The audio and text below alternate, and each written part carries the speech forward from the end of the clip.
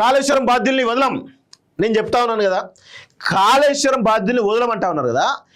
1.5 year అవుతా ఉంది వీళ్ళు అధికారంలోకి వచ్చి కాంగ్రెస్ వాళ్ళు. మరి కేసీఆర్ పైన, హరీష్ రావు పైన, లేకపోతే మిగతా వాళ్ళపైన ఏమైనా చర్యలు తీసుకున్నారా? ఒక హరిరామ్ అనేటువంటి వ్యక్తి పైన మీరు ఏసీబీ దాడులు చేస్తే ఆయన ఆస్తులు 500 నుంచి 1000 కోట్ల రూపాయలు వెళ్ళినాయి అని చెప్పేసి అంటా ఉన్నారు. మరి అసలు దోచుకున్నట్టు దొంగలు ఎందుకు వదిలిపెడతా ఉన్నారు మీరు? ఎప్పుడు మీరు చేస్తారు? నేను చెప్తా ఉన్నాను కదా, దీని కాళేశ్వరం అనేటువంటి ఈ ప్రాజెక్టు పైన అవినీతి జరిగిందా ఇంత పెద్ద ఎత్తున వీళ్ళు చెప్తా ఉన్నారు కదా. ఒక్క చర్య అంటే ఒక్క చర్య కూడా తీసుకోరు. 100% కేసీఆర్ని కానీ హరీష్ రావుని కానీ ఇంత టచ్ కూడా చేయరు వీళ్ళు, టచ్ కూడా చేయరు. అది 100% వాస్తవం. మళ్ళీ అందులో ఉత్తమ్ కుమార్ చెప్తా ఉన్నాడు. ఉత్తమ్ కుమార్ అంటే ఎవరు? కేసీఆర్కు దగ్గర మనిషేనే.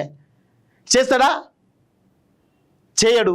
ఇలా మంత్రులలో సగం మంది మంత్రులు అంతా కేసీఆర్ కోవట్లో ఉన్నారు, సగం మంది మంత్రులు కేసీఆర్ కోవట్లో ఉన్నారు. చేస్తారా? చేయరు.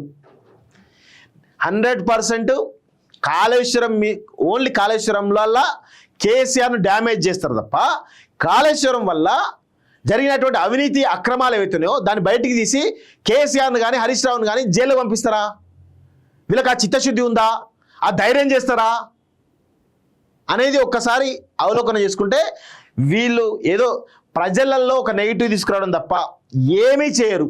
100% చేయరు. కేసీఆర్ అయినా అధికారులైనా ఎవరైనా చర్యలు తప్పవంటున్నారు. అసలు ఈ ప్రాజెక్టు వెనకాల ఉన్నదే కేసీఆర్, హరీష్ రావు. మరి వాళ్ళని ఏమైనా అంటారా అంటే నాకైతే 100% లేదు. ఎన్డీఎస్ఏ నివేదికపై కేబినెట్లో చర్చించే నిర్ణయం తీసుకుంటాం. బ్యారేజ్లను రిజర్వాయర్లుగా వినియోగించినందుకే విఫలం. తుమ్మిడిహట్టి వద్ద నీటి లభ్యతపై తప్పుడు ప్రచారం. బ్యారేజ్ల వైఫల్యంపై మంత్రి పవర్ పాయింట్ ప్రజెంటేషన్ అంటూ చూస్తా ఉన్నాం. ఎన్డీఎస్ఏ నివేదిక పేరిట మాపై దుష్ప్రచారం అంటూ హరీష్ రావు చెప్తున్న విషయం చూస్తా ఉన్నాం. విదేశాల్లో ఉన్నత విద్యను చదువుకోవాలని అనుకుంటున్నారా? అయితే వెంటనే ఫ్లైగ్రాడ్ ఓవర్సీస్ ఎడ్యుకేషన్ కన్సల్టెన్సీని సంప్రదించండి.